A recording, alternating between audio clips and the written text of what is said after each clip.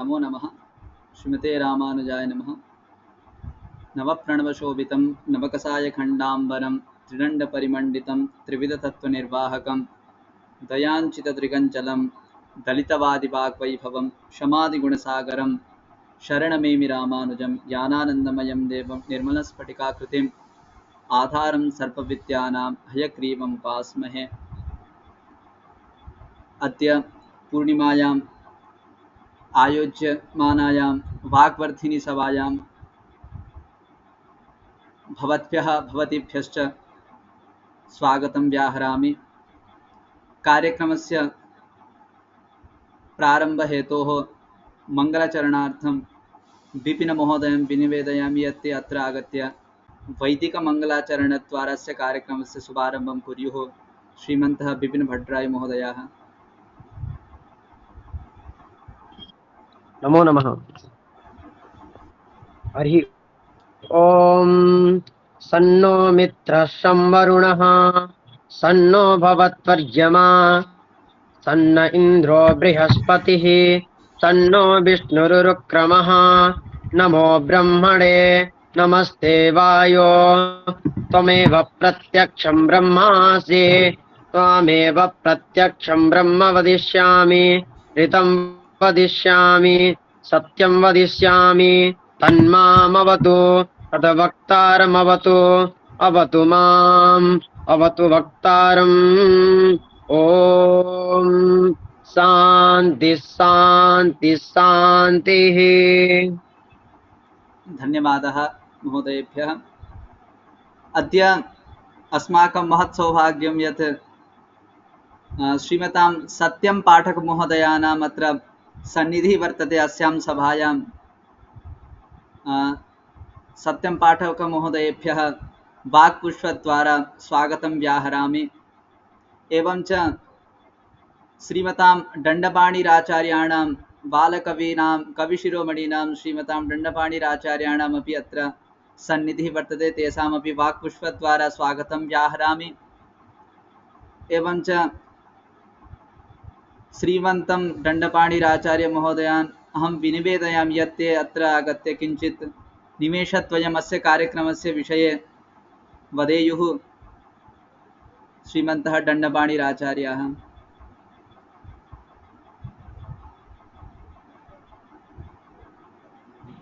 ओम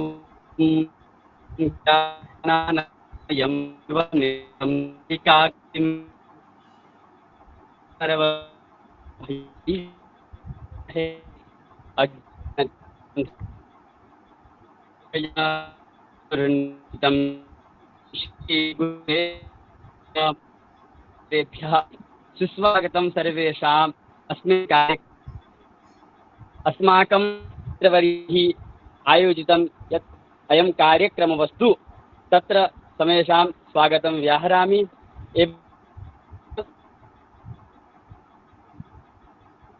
यां तत्र अयं कार्यक्रमः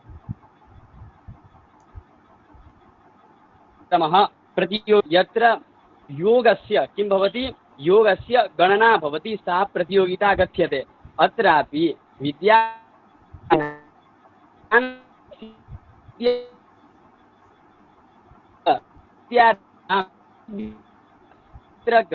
भवति। तेन च अयं कार्यक्रमः प्रतियोगितास्वरूपेण निर्दिश्यते। अतः इयं प्रतियोगिता एवं च अनेन कार्यक्रमेण सर्वे भवतु एवं च अध्यापकजनानां वा भवतु सर्वेषामेव मोदावः एव वर्धते, संवर्धते, न तु वर्धते, मोदावः एव सन् अयं कार्यक्रमः वर्धते। अस्माकं परमसौभाग्यं यत् अस्मिन् कार्यक्रमे अस्मादृशानामपि मानवानाम् अत्र आगमनम् अभूदिति। अहं तु हार्दं स्वस्य एव सौभाग्यं मेने यत् अहम् अत्र आगन्तुं शक्नोमि इति, यत् तेषाम् अहं हार्दिकम् अभिनन्दनं करोमि, कार्तज्ञं तत्र प्रकटयामि। एवं च भवन्तः अपि अत्र आगतवन्तः। अत्र आगत्य अद्यापि अत्र बालकाः विद्यार्थिनो वा आगत्य स्वकीयां प्रस्तुतिम् अत्र प्रदर्शयन्ति। तत्र तेषां प्रस्तुतिं पश्यामः, एवं च तेषाम् उत्साहवर्धनं च कुर्मः इति उक्त्वा अहं स्ववाणीं विरमामि। धन्यवादाः। धन्यवादाः श्रीमद्भ्यः। इदानीम् अहं वेदव्यास क्याम्पस्तः शास्त्रीं कृतवत्यः इदानीं शिक्षाशास्त्री मध्ये प्रविष्टा सुश्री दीपिका महोदया विनिवेद्यते यत् अत्र आगत्य स्वविषयान् प्रस्तौति सुश्री दीपिका महोदया। जी नमो नमः। मूकं करोति वाचालं पंगुं लङ्घयते गिरिं यत्कृपातमहं वन्दे परमानन्दमाधवं। समेभ्यो नमो नमः। ध्वनिः श्रूयते खलु? आं श्रूयते।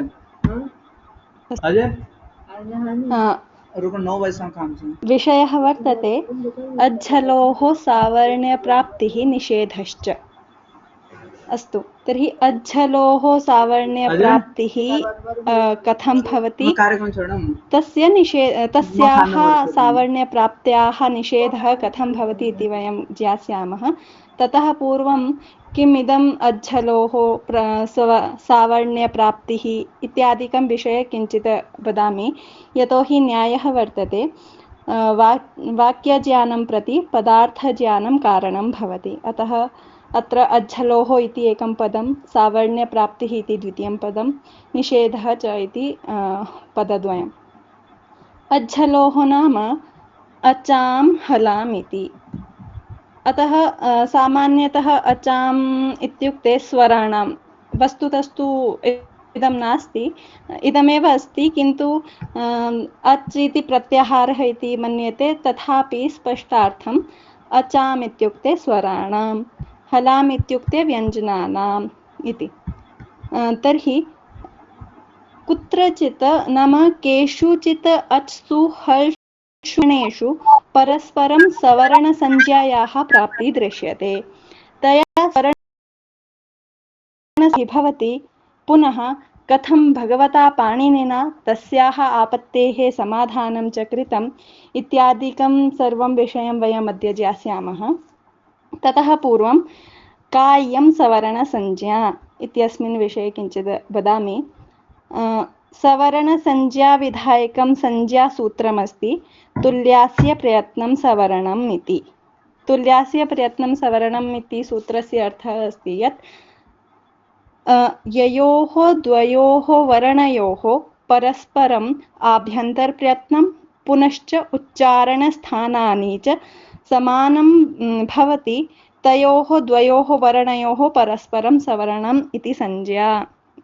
पुनः आभ्यन्तरप्रयत्नं किम्, उच्चारणस्थानानि कानि इत्यादिकं विषयः वर्तते। अस्तु, तर्हि आभ्यन्तरप्रयत्नं तत्र चतुर्धा उक्तं: स्पृष्टः, ईशस्पृष्टः, विवृतं, संवृतं च। नाम समेषां वर्णानां वर्गीकरणं कृतं यत् आभ्यन्तरप्रयत्नः कस्य वर्णस्य कः आभ्यन्तरप्रयत्नः इति। तर्हि उक्तं यत् स्पृष्टप्रयत्नं स्पर्शानाम्, ईशस्पृष्ट अन्तस्थानां, विवृतम् ऊष्मणां स्वराणां च, ह्रस्वस्य वर्णस्य प्रयोगे संवृतं। मतलब कि जो स्पर्श वर्ण है उनका आभ्यंतर प्रयत्न है स्पृष्ट, जो अंतस्थ वर्ण है उनका आभ्यंतर प्रयत्न है ईशस्पृष्ट। ऊष्म वर्ण और स्वर वर्ण जो है उनका आभ्यंतर प्रयत्न क्या है, विवृत। और जो अस्तु प्रक्रिया की ह्रस्व वर्ण जब प्रयोग में होता है तो संवृत, इतना कहा। तो कौन से वर्ण स्पर्श वर्ण की कोटि में आएंगे, कौन से वर्ण अंतस्थ हैं, तो इसके लिए भी शास्त्र में कहे हैं कादयो मावसाना स्पर्शाः यरलवा अंतस्थाः शशसः ऊष्माणः अचः स्वराः, कि क से लेकर म तक जो वर्ण है वो स्पर्श वर्ण है। य र ल व ये जो वर्ण है ये अंतस्थ वर्ण है। और ऊष्म श श स ह ये जो वर्ण है ये ऊष्म वर्ण है। और जो अच वर्ण है अ ई उ रील री ए ओ ऐ औ ये जो वर्ण है अच, इनका क्या आभ्यंतर प्रयत्न रहेगा, तो विवृत रहेगा। क से लेकर म तक जो स्पर्श वर्ण है उनका क्या आभ्यंतर प्रयत्न है, स्पृष्ट है। अंतस्थ य वर ल जो ये जो अंतस्थ वर्ण है इनका अभ्यंतर प्रयत्न क्या है, ईश स्पृष्ट, और ऊष्म वर्ण और जो स्वर हैं उनका अभ्यंतर प्रयत्न क्या है, विवृत। ऐसा उन्होंने वर्गीकरण कर दिया। अस्तु, तो ये आगे हमारे आभ्यंतर प्रयत्न।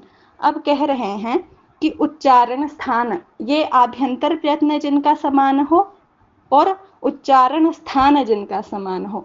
तो उच्चारण स्थान क्या, जहां से शब्द निकल रहे हैं, जैसे कंठ, ओष्ठ, तालु, नासिका इत्यादि जो उच्चारण स्थान हैं। अब किन वर्णों का कौन सा उच्चारण स्थान है, तो ये भी बताया गया है। अकुह विसर्जनीयानाम कंठः, इचु यशानाम तालु, ऋटु रसानाम ऊर्ध्वा, प्रायः सर्वे जानन्ति। अस्तु, अकुह नाम अकारः, कवर्गः, पुनश्च हकारः, विसर्गश्च, एतेषां वर्णानां उच्चारण स्थानं किम् इति चेत् कंठः। ऐसे ही हमें सबका जानना है, इ चु यश, इकारः, चवर्गः, यकारः, शकारश्च, इन वर्णों का उच्चारण स्थान क्या है, तो तालु, ऋटु रसानाम ऊर्ध्वा एवमेव। अस्तु, तो जिन दो वर्णों का एक उच्चारण स्थान और दूसरा आभ्यंतर प्रयत्न, ये दोनों समान होंगे, तो उन दोनों की आपस में हमें सवर्ण संज्ञा, संज्ञा मतलब नाम, सवर्ण ऐसा नाम रख देना है। किंतु कंडीशंस उन्होंने पहले ही बता दी कि आभ्यंतर प्रयत्न समान होना चाहिए और उच्चारण स्थान होना चाहिए, उच्चारण स्थान समान होना चाहिए। दोनों में से यदि कोई भी एक समान नहीं है तो उन दोनों का उच्चारण सवर्ण संज्ञा आपस में नहीं हो सकती है।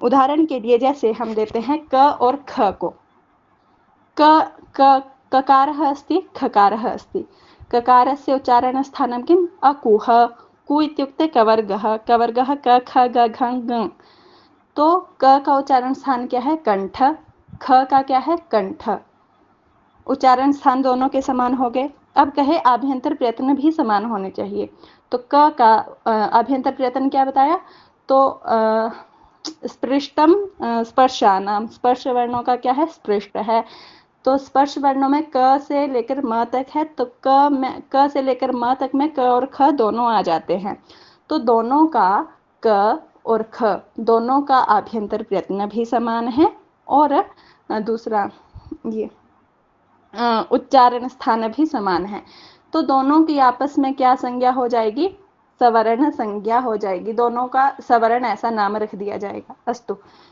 तो इतोपि एकः न्यायः वर्तते यत् या संज्ञा सा सा फलवती। शास्त्र में जितने भी नाम रखे गए हैं, शास्त्र में ही नहीं लौकिक में भी, हम समाज में भी देखते हैं, किसी का भी कोई भी नाम रखते हैं तो उसका कोई ना कोई प्रयोजन होता है। उसी प्रकार शास्त्र में यदि कोई आप नाम रख रहे हैं, जैसे गुण, वृद्धि, सवर्ण, ऐसा यदि आपने नाम रखा है तो उसका कोई ना कोई फल अवश्य दिखेगा। तो सवर्ण संज्ञा ऐसा जब आपने नाम रखा दो वर्णों का, तो उनका भी कोई ना कोई फल होगा, तो फल कहाँ है, तो उदाहरण के लिए देखते हैं एक सूत्र, अकः सवर्णे दीर्घः, ये सूत्र है। अकः सवर्णे दीर्घ कहता है कि जब अक के पर में सवर्ण अच पर में होगा, तो अक के पर में सवर्ण अच पर में होगा तो पूर्व परयोः स्थाने दीर्घ एकादेशः भवति, कि अ के पर में जब सवर्ण अच पर में होगा तो अ और उस सवर्ण अच के स्थान पर हमें कोई एक दीर्घ आदेश करना है। उदाहरण के लिए लेते हैं विद्याधन आलय। अब यहाँ पर ये दोनों आ हो गए। उदाहरण के लिए हरि ईशः ऐसा लेते हैं। अब हरि में इकार है, रेफोत्तरवर्ती इकारः अस्ति, परत्र ईशः इत्यत्र दीर्घ इकारः वर्तते। इकारस्य उच्चारणस्थानं किम्, इचु यशानां तालु, किं तत् आभ्यन्तरप्रयत्नं किं, विवृतं। परत्र यः दीर्घ इकारः वर्तते तस्य उच्चारणस्थानमपि तालु वर्तते, पुनश्च आभ्यन्तरप्रयत्नमपि विवृतं वर्तते। अतः अत्र अक मतलब इकार, इकार के पर में जो ये ई है, ये सवर्ण ई है या नहीं है, क्योंकि दोनों का जो है आभ्यंतर प्रयत्न भी समान है और उच्चारण स्थान भी समान है। तो इस ई यानी अक प्रत्याहार में ई आता है, इसलिए अक कहे या ई कहे, दोनों एक ही बात है। तो इस ई के पर में जो ये ई है, ये सवर्ण ई होने के कारण इस ह्रस्व ई और इस दीर्घ ई के स्थान पर दीर्घ ई आती है, हरीशः ऐसा रूप बन जाता है। तो यहाँ पर हमने इस संज्ञा का फल देख लिया। अब कह रहे हैं कि किन्हीं किन्हीं अच और हल वर्णों की भी सवर्ण संज्ञा हो रही है।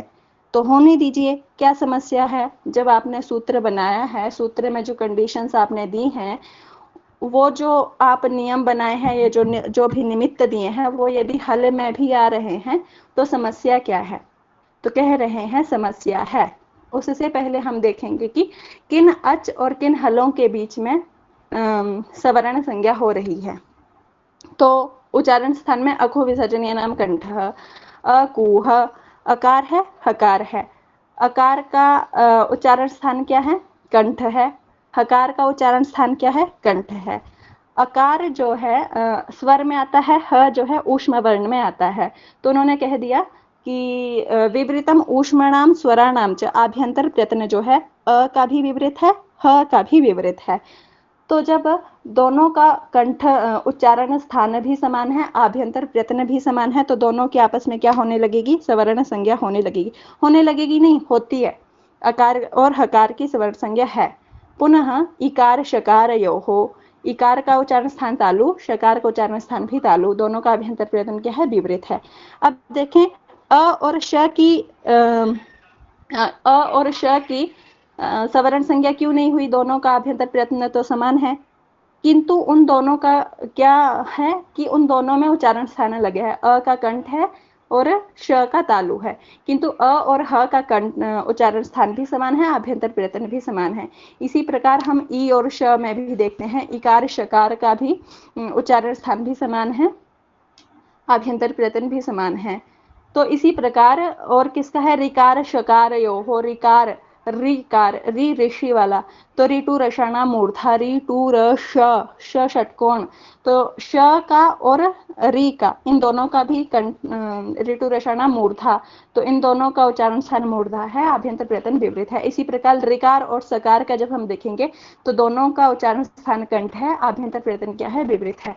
तो इसी प्रकार हम क्या देखेंगे? अकार हकारयोः, इकार शकारयोः, ऋकार शकारयोः, ऋकार सकारयोश्च पिथः सावर्ण्यं प्राप्ते, सावर्ण्ये प्राप्ते, कि इन दोनों की, अकार हकार की, इकार शकार की, ऋकार शकार की, ऋकार सकार की आपस में क्या प्राप्त हो रहा है?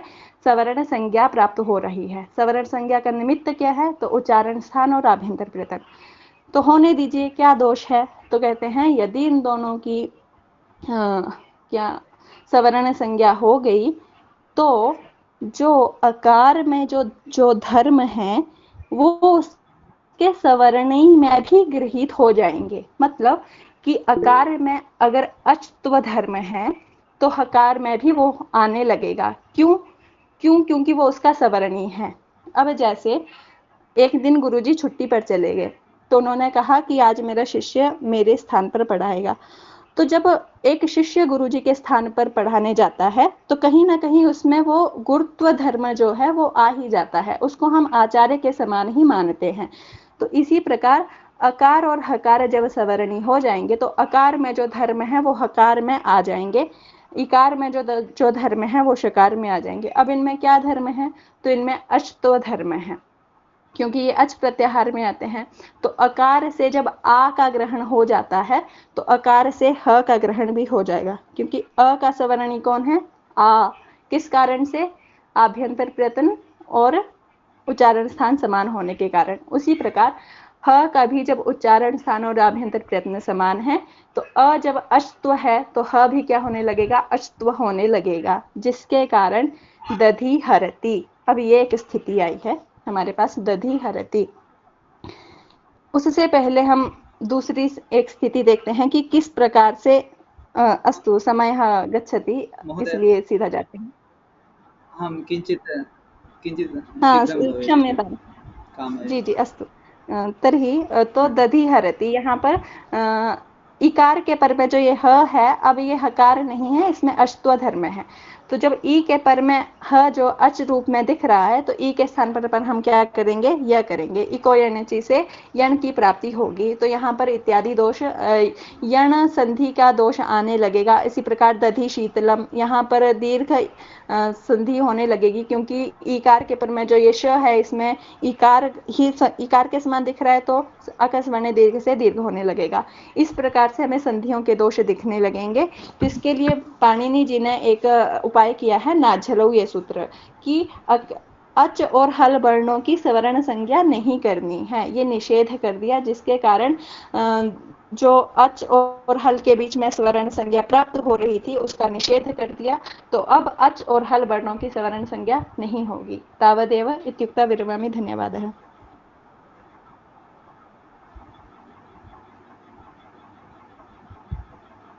धन्यवादाः भवतीभ्यः। इदानीम् आचार्य नरेंद्र देव महिला महाविद्यालय कानपुरतः स्नातककक्षां कुर्वन्ती सुश्री भाव्या विनिवेद्यते। ते स्वकीयां वक्तव्यां प्रस्तौतीति सुश्री भाव्या महोदय।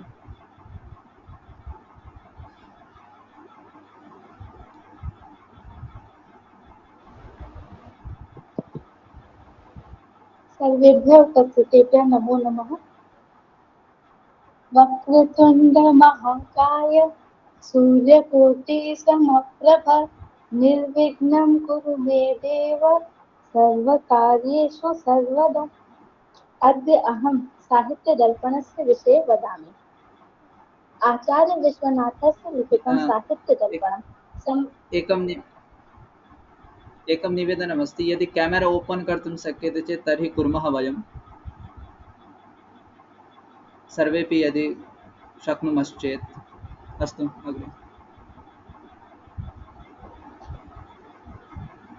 अग्रे चलामः। आचार्य विश्वनाथस्य लिखितं साहित्यदर्पणं सम्प्रति उपलब्धेषु साहित्यग्रन्थेषु गौरस्थानं धारयति। साहित्यदर्पणस्य अन्तर्गतं साहित्यभावः कर्म वा साहित्यम् अस्ति, यस्मिन् साहित्यशब्दस्य अर्थ समावेशस्य भावः वा कर्म वा भवति। साहित्यदर्पणस्य रचयिता विश्वनाथ कविराजः साहित्यस्य अर्थः काव्य इति गृहीतः अस्ति। उपलब्धसाक्ष्य आधारेण विश्वनाथेन रचितं साहित्यदर्पणस्य रचनाकालः 14दश शताब्द्याः उत्तरार्धः इति गणयितुं शक्यते। आचार्य मम्मटस्य काव्यप्रकाशस्य सदृशं साहित्यदर्पणम् अपि साहित्यसमालोचस्य प्रमुखं पुस्तकम् अस्ति, यस्मिन् काव्यसम्बद्धानां प्रायः सर्वेषां तत्त्वानां 10 परिच्छेदेषु विस्तरेण चर्चा कृता अस्ति। विषयस्य प्रस्तुतीकरणदृष्ट्या प्रथमपरिच्छेदे आह्वानस्य व्यवस्थां कृत्वा काव्यप्रयोजनानि विचारितानि सन्ति। काव्यप्रकाशस्य रचनाकारः मम्मट आचार्यस्य मतस्य खण्डन अनन्तरं स्वाभिमतकाव्यरूपस्य निर्माणं कृतम् अस्ति।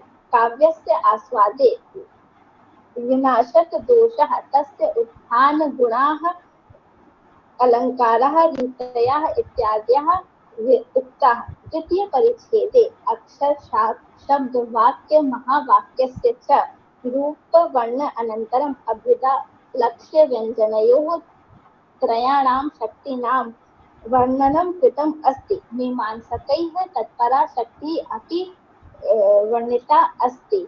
तृतीयपरिच्छेदे रसरूपस्य विस्तरेण चर्चा कृता अस्ति। एतद् अतिरिक्तं नायक-नायिका-भेदः, वीर-कुटुम्ब-भेदः, नायककुटुम्बः, नायिका, उपमा, भाव अभिव्यक्तिः, रस्य भेदः, उदाहरणानि च वर्णिताः सन्ति। चतुर्थपरिच्छेदे काव्यभेदविमर्शः प्रस्तुतः। ध्वनिकार आचार्य आनन्दवर्धनस्य अनुसरणं कृत्वा विश्वनाथः द्विविधं काव्यं स्वीकृतवान्। ध्वनिकाव्य गुणीभूत हेलो व्यंग काव्य इति। पंचमे हेलो परिच्छेदे व्यञ्जनावृत्तयाः निरूपणं कृत्वा व्यञ्जनाविरोधी मतानां हेलो खण्डनं कृत्वा व्यञ्जना स्थापिता अस्ति। षष्ठे हेलो परिच्छेदे नाट्यशास्त्रसम्बद्धाः सर्वे विषयाः व्यवस्थितरूपेण संविष्टाः सन्ति। एषः साहित्यदर्पणस्य विस्तृततमः परिच्छेदः। काव्यस्य दृश्य श्रव्य पक्षयोः पृथक्करणं कृत्वा दृश्यकाव्यस्य वर्णनं कृतम् अस्ति। 10 प्रकाराः रूपकाः, 18 प्रकाराः उपरूपकाः। नाटकस्य अन्तर्गतवृत्तयः, सन्धयः इत्यादीनां विवेचनम् अस्ति। सप्तमः परिच्छेदः दोषनिरूपणात्मकः अस्ति। दोषस्य सामान्यरूपं प्रस्तुत्य वाचिक शब्दार्थ रसदोषयोः दोषाणां विश्लेषणं कृत्वा दोषपरिहारस्य उपायः अपि व्याख्यातः। अष्टम परिच्छेदः गुणनिरूपणात्मकः अस्ति। गुणस्य स्वरूपस्य व्याख्या कृत्वा तस्य त्रिविधं व्याख्यातं माधुर्यः, ओजः, प्रसादः। नवमे परिच्छेदे रीतिसम्बद्धविमर्शः प्राप्यते। तस्य स्वरूपं वर्णयित्वा चतुर्प्रकाराः व्याख्यातः। वैदर्भी, गौड़ी, पाञ्चाली, लाटी। एषा साहित्यदर्पणस्य लघुतमः परिच्छेदः। अलङ्काराः दशमे परिच्छेदे विस्तरेण विमर्शिताः सन्ति। विश्वनाथः द्विविधम् अलङ्कारं स्वीकृतवान्। शब्दालङ्कारः, अर्थालङ्कारः। तदनन्तरं सप्तशब्दालङ्कारः, अष्टषष्टिः अर्थालङ्कारः च स्वभेदैः उदाहरणैः च वर्णिताः सन्ति। धन्यवादः। धन्यवादाः भवते। किन्तु इतः परम् एतादृशानां विषयाणां प्रस्तुतिः मा भवेत् इति अहं कामये। यतश्च इयं सभा शास्त्रीयविषयाणां न तु ग्रन्थस्य परिचयार्थम्। अयं तु ग्रन्थस्य परिचयः अभूत्। यदि साहित्यदर्पणस्य विषये वक्तव्यं चेत् साहित्यदर्पणस्य प्रथमपरिच्छेदे साहित्यदर्पणस्य नायकविमर्शः एतादृशः विषयः भवेत्। ग्रन्थस्य परिचयः मास्तु इति प्रार्थये। अस्तु, इतः परं महर्षि शान्तिमणि राष्ट्रीय वेद विद्या प्रतिष्ठानतः लब्ध वेद विभूषण पदकाः श्रीमन्तः विपिन भट्टराय महाभागाः विनिवेद्यन्ते। ते स्वविषयान् अत्र आगत्य प्रस्तुवन्तु इति श्रीमन्तः विपिन भट्टराय महाभागाः। सर्वेभ्यो नमो नमः। ज्ञानानन्दमयं देवं निर्मलस्फटिकाकृतिम् आधारं सर्वविद्यानां हयग्रीवमुपास्महे। सर्वेभ्यो नमो नमः। अद्य अहं श्रीवैयाकरणसिद्धान्तकौमुद्यायाः मङ्गलाचरणस्य विषये किञ्चित् विवक्ष्यामि। तत्रस्तु मुनित्रयं नमस्कृत्य तदुक्तिपरिभाव्य च वैयाकरणसिद्धान्तकौमुदीयं विरच्यते। तत्र तदुक्तिः परिभाव्य च इत्यत्र परिभाव्य इत्यस्य विषये अहं किञ्चित् विवक्ष्यामि।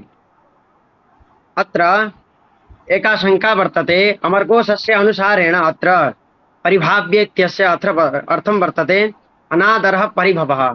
परिभवस्य अर्थमस्ति अनादरः नाम तिरस्कारः इति। अत्र एतावत् कथ्यते चेत् अनादरः परिभवः तदुक्ति परिभाव्य च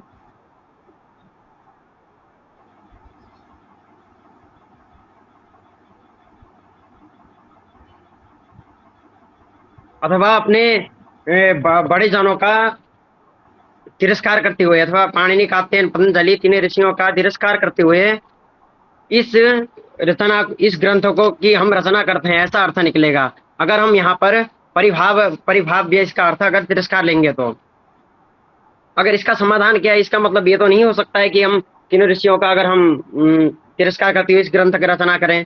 इसलिए एक समाधान दिया जाता है।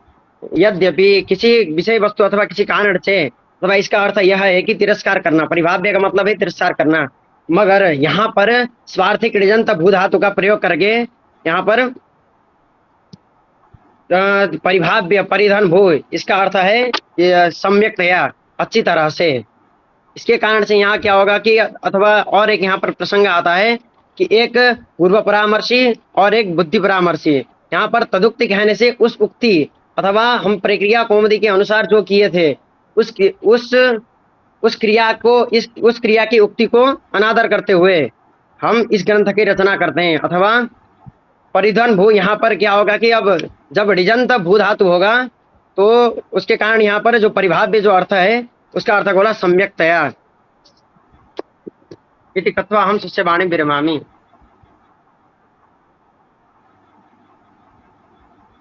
अस्तु शोभनप्रयासः श्रीमताम् इदानीम् इदानीम् अहं विनिवेदयामि शिवं तिवारी महाभागाः ते केन्द्रीयसंस्कृतविश्वविद्यालये लखनऊ परिसरतः प्राक्शास्त्रीं कुर्वन्तः सन्ति। शिवं तिवारी महाभागाः स्वविषयान् प्रस्तुवन्तु इति ते सन्ति वा अत्र? नमो नमः गुरुवरः, सर्वेभ्यो नमो नमः। अखण्डमण्डलाकारं व्याप्तं येन चराचरं तत्पदं दर्शितं येन तस्मै श्रीगुरवे नमः। अहम् आत्मानिरूपणं विषये प्रस्तुतं करोमि। ज्ञानाधिकरणमात्मा स द्विविधः जीवात्मा परमात्मा च इति तत्रेश्वरः सर्वज्ञः। परमात्मा एक एव, जीवस्तु प्रतिशरीरं भिन्नो विभुर्नित्यश्च। आत्मनः लक्षणं ज्ञानेति आत्मनं विभजते स द्विविधः इति परमात्मनो लक्षणः तत्रेति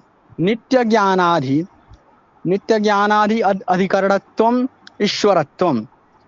नन्वीश्वरस्य सद्भावे किं प्रमाणं?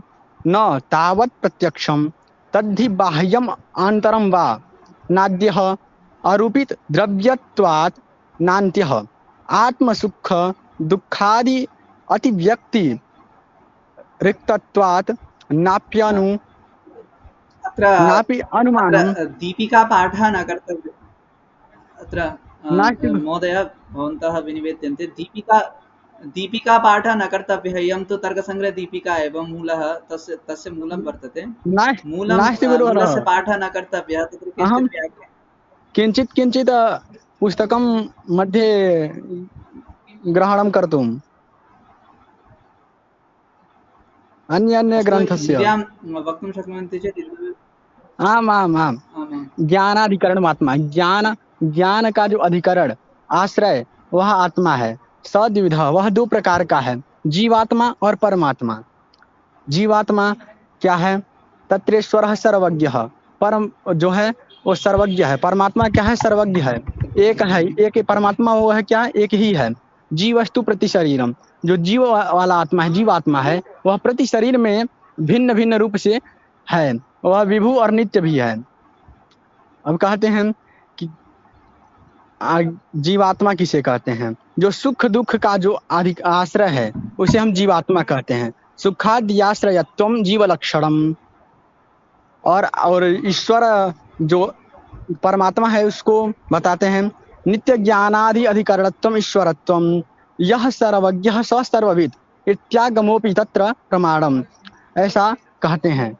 और जो जीवात्मा है महोदय आम गुरुवर्य, तत्र सुखादि आश्रयत्वं जीवस्य लक्षणम् इत्यपेक्षया जन्यज्ञानाधिकरणत्वं जीवस्य लक्षणम् इत्येवं भवतु। यतश्च केषाञ्चित् मते ईश्वरेऽपि नित्यसुखस्य अङ्गीकृतत्वात्। आम गुरुवर्य, ईश्वरेऽपि आम्, अतः लक्षणं भवतु नित्य जन्यज्ञानाश्रयत्वं जीवस्य लक्षणम् इत्येवं भवतु। सुखाद्याश्रयत्वं जीवस्य लक्षणम् इति कुर्मश्चेत् तर्हि ईश्वरेऽपि कैश्चित् नित्यसुखम् इति किञ्चित् स्वीकृतं वर्तते। अतः नित्य जन्यज्ञानाधिकरणत्वम् इत्येवं भवतु। अस्तु, आम गुरुवर्य, धन्यवाद। आम गुरुवर्य, अग्रे चलामः।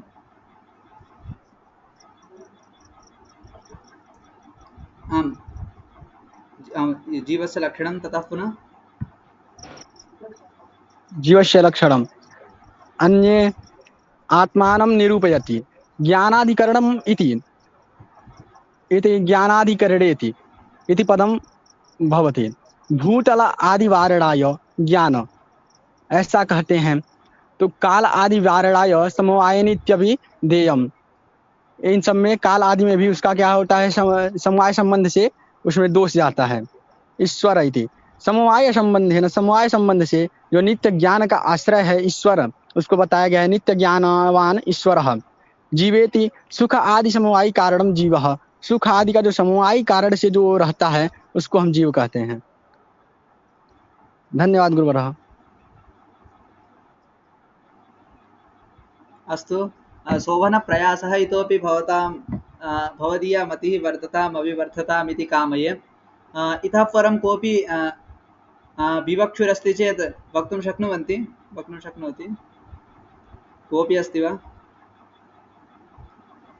अस्तु इदानीं सत्यं पाठकमहोदयाः विनिवेद्यन्ते, ते अत्र आगत्य किञ्चित् अस्मान् आप्लावयन्तु शब्दाशीर्वचोभिः।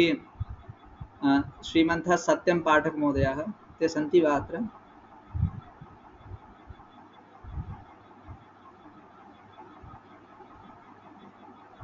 अस्तु अयं कार्यक्रमः समाप्तिं प्रति गच्छन् वर्तते।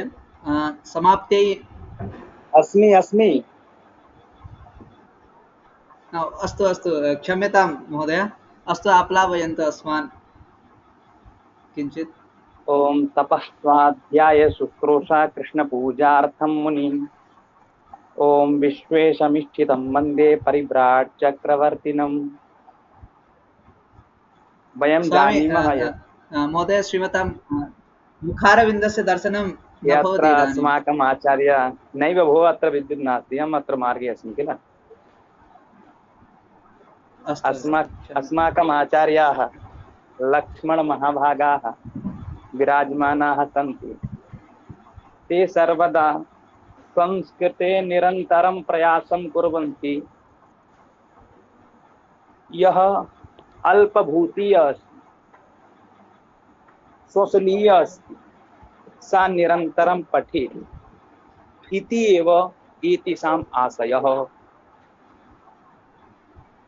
तदनुभूतः प्रतिपादकत्वेन यैः प्रतिपादितं यत् ये केऽपि सन्ति, ये केऽपि पठितुम् इच्छन्ति, ते अत्र अस्यां सभायां संगोष्ठ्यां समागच्छेयुः। भवतां समेषां ये केऽपि पर्चिनः मभूताः, तेषामपि अस्यां सभायां वर्तते संसनीय। अस्तु, स्वस्ति, मंगलं भूयात्।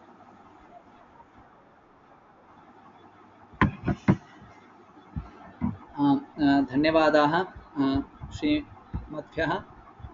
अहमिदानीं सूचयामि यत् आगामिनी सभा 5 जुलै मध्ये वर्तते। अमावास्यायाम्, आगामिन्याम् अमावास्यायां 5 जुलै मध्ये आगामिनी सभा वर्तते। यदि कश्चित् विवक्षुश्चेत् तदानीं वक्तुं शक्नोति। अस्तु, इदानीम् अयं कार्यक्रमः समाप्तिं प्रति गच्छेत्। एतदर्थं बिपिन् भट्टराय महाभागाः विनिवेद्यन्ते, शान्तिपाठं कुर्वन्तु इति बिपिन् भट्टराय महाभागाः। हरिः ओम सहना भवतु सहनो भुनक्तु सह वीर्यं करवावहै तेजस्विनामधीतमस्तु मा विद्विषावहै। ओम शांति शांति शांति। हरिः ओम। धन्यवादाः सर्वेभ्यः। अस्तु, नमो नमः, पुनर्मिलामः। जय श्रीमन्नारायण।